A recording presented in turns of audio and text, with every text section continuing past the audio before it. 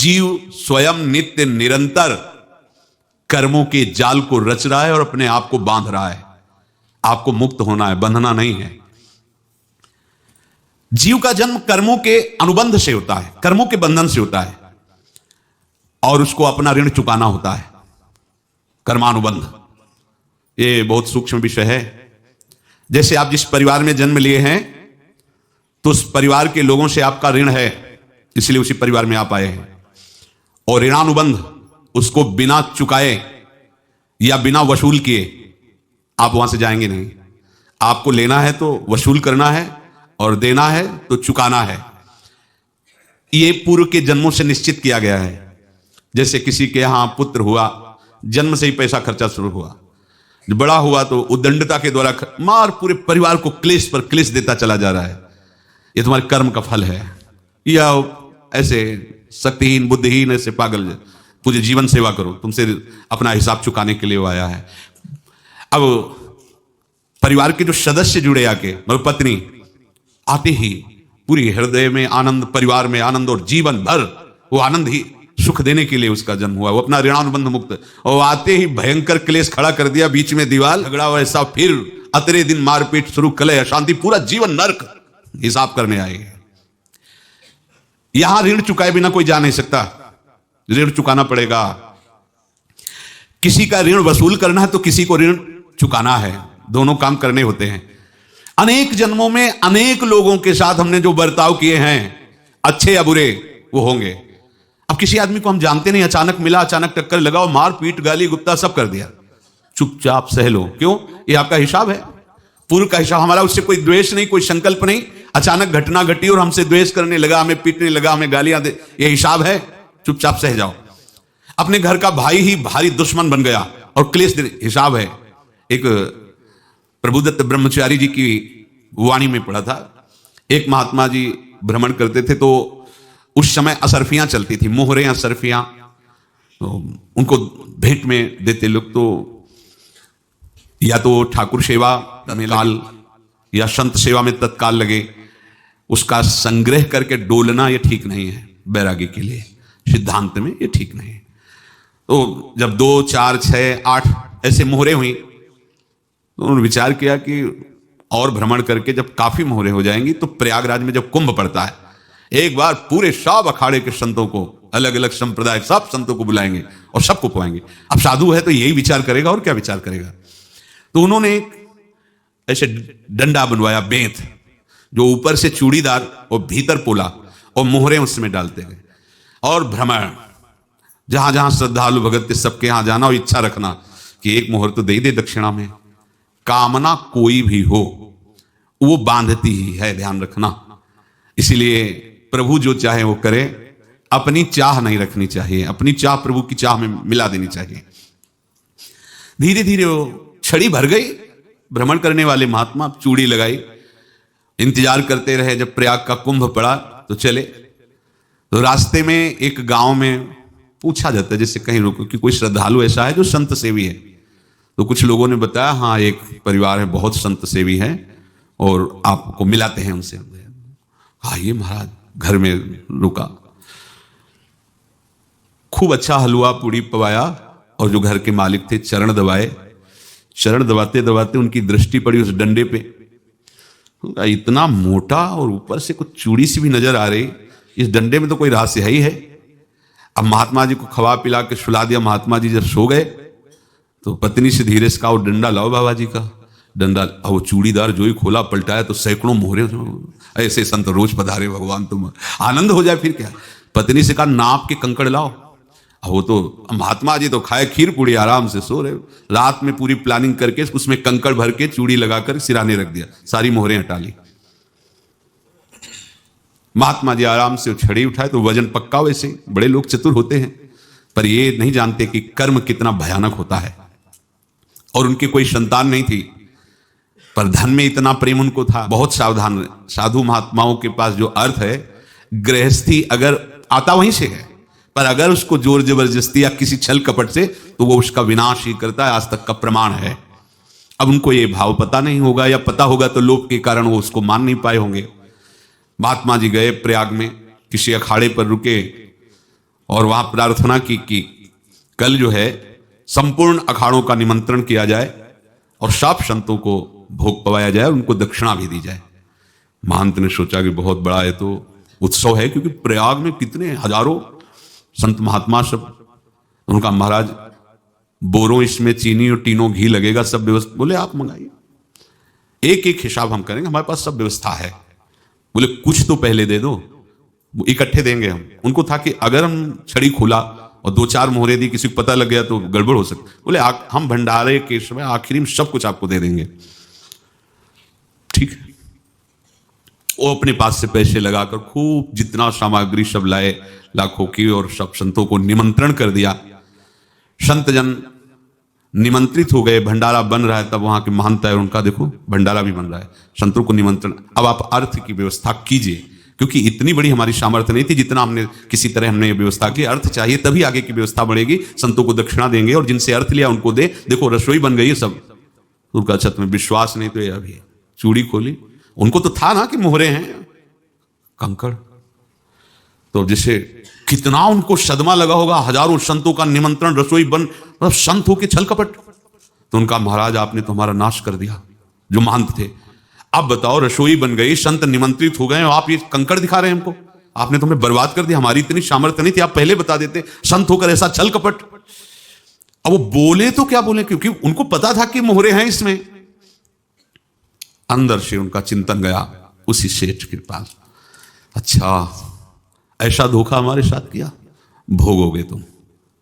ये जो निकलता है ना भोगोगे, ये अकाट्य होता है।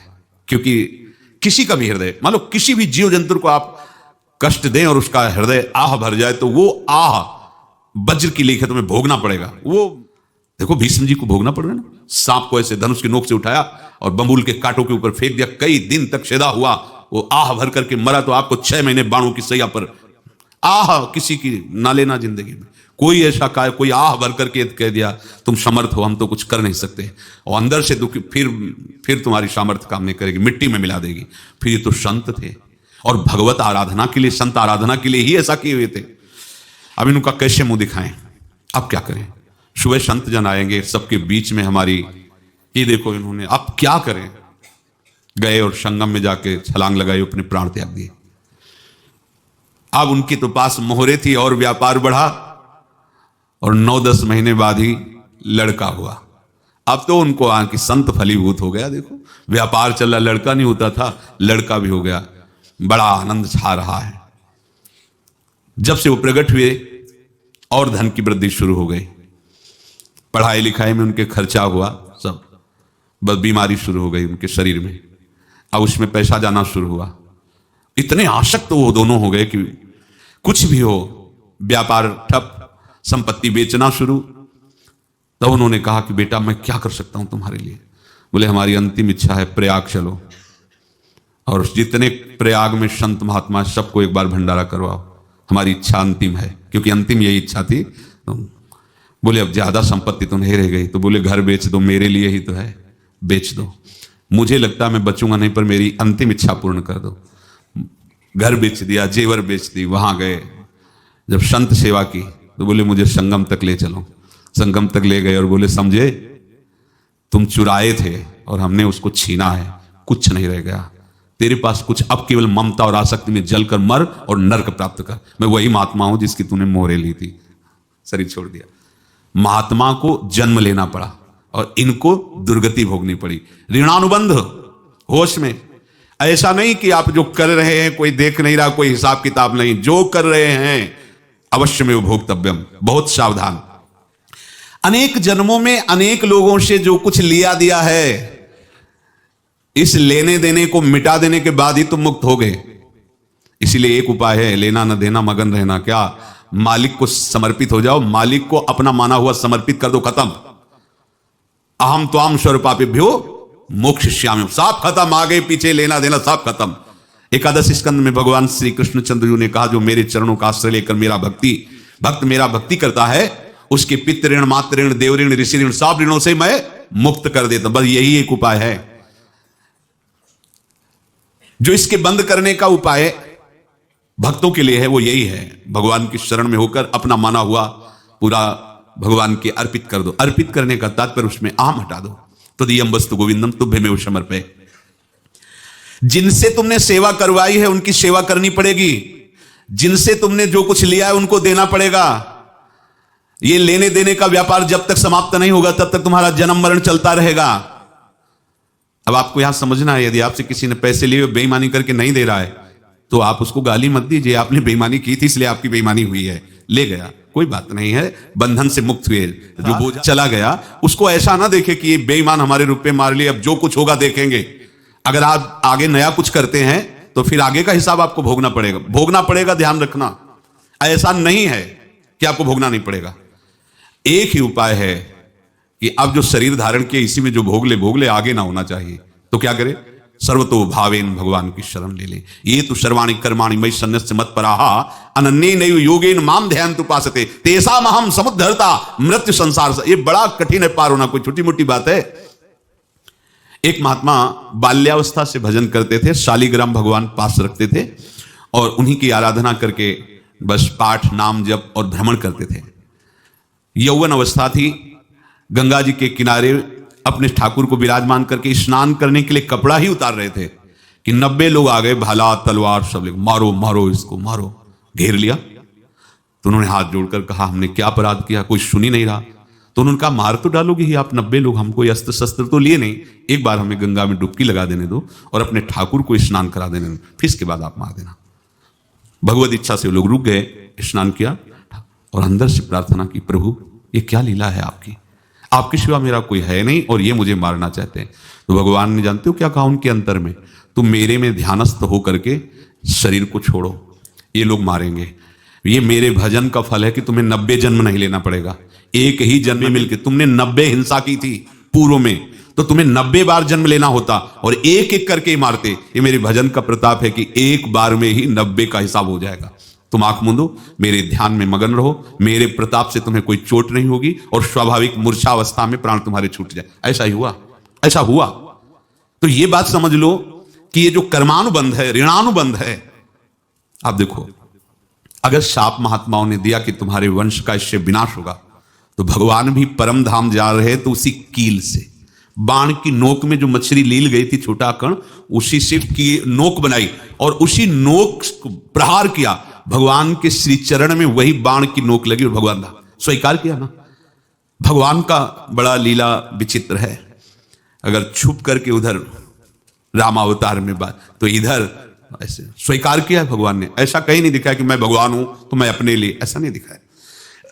नारद जी का हित किया पर नारद जी ने शाप दिया तो भगवान ने स्वीकार किया। बंदरों ने ही सहायता की, जैसा बोले थे वैसा। ये लीला इस शरीर में भोगनी पड़ेगी। हाँ, ज्यादा को कम में भुगता देंगे, पर अब अगला शरीर ना मिले इसके लिए सर्वतो भावेन भगवान के आश्रित हो जाए।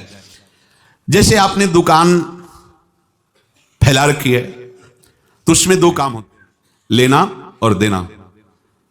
किसी को उधार दिया है तो हमें उससे लेना है, और कोई नगद देकर सामान ले रहा है तो उससे सामान देना है, या उधार लिया है तो हमें उधार देना है। अब अगर दुकान बंद करनी है तो तुम्हें देने वालों पर जोर देना है, लेने वालों पर जोर नहीं। लेने वाला तो जवाब क्षमा किया, समर्पित किया, हमारा कोई संबंध नहीं, खत्म हो जाए, वो खुशी हो जाएगा। लेकिन देने वाला तुम अगर दुकान भी उठा दोगे तो जहां भी रहोगे तुम्हारे पास वो आएगा, लाइए हमारा। तो देने पर नजर रखिए, जिसका जिसका हिसाब है वो आपके सामने आता जाए, हटाते जाओ। लेने पर नजर मत रखिए और दुकान फौरन उठा दीजिए, नहीं अगर लेते देते रहे तो चलता रहेगा। आगे चलकर कुछ लेना ना देना, मगन रहना बस अपने प्रभु के चिंतन में। अब हम कैसे जाने कि किसको क्या देना है, हमें क्या पता। तो हम पूरा हिसाब जिनको पता है उनको दे देते हैं, समझ रहे हो, उनको पता है क्या लेना है क्या देना है, तो इनके पास पहुंच गया, सरकारी हिसाब से सब बराबर कर देंगे। हमको अपनी जिम्मेवारी इनकी चरणों में समर्पित कर देना है, तभी हम जीवन मुक्त होंगे। ये रहस्य की बात है। प्रभु कह रहे हैं यस्य सर्वे समारंभाः काम संकल्प वर्जिताः ज्ञानाग्निदग्ध कर्माणं तमाहु पंडितम बुधाः। जिसके संपूर्ण कर्मों के आरंभ संकल्प और कामना से रहित हैं तथा जिसके संपूर्ण कर्म ज्ञान रूपी अग्नि से जल गए हैं, उसको ज्ञानी जन भी पंडित कहते हैं, बुद्धिमान कहते हैं। पूज्य श्री भाई जी महाराज कह रहे हैं जैसे वहां ज्ञानाग्नि से दग्न करें तो अपने वृंदावन वासियों का प्रेमाग्नि से सब कर्म संस्कार दग्न होते हैं। जिस समय आपके हृदय में भगवत प्रेम का प्रादुर्भाव होगा तो लेश मात्र कभी तुम्हें दुख नहीं भोगना पड़ेगा। प्रेम का प्रादुर्भाव होते ही दुख का नाश हो जाता है, महासुख। जब प्रेम का प्रादुर्भाव होगा तो समस्त पाप भस्म हो जाते हैं, अशांति नष्ट हो जाती है, संसार ज्वाला स्पर्श भी नहीं कर सकती है। जब भगवत प्रेम का प्रादुर्भाव होता है तो हो सकता है उस उपासक के जीवन में दुखों का पहाड़ टूट पड़े, परिवार खिलाफ, शरीर रोगी, अव्यवस्था, बहुत बहुत कुछ, सब कुछ।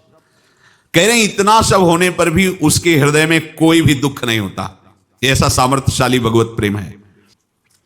भगवान के चरणारविंद का जिसके हृदय में प्रेम है, भारी से भारी दुख भी उनको विचलित नहीं कर सकता।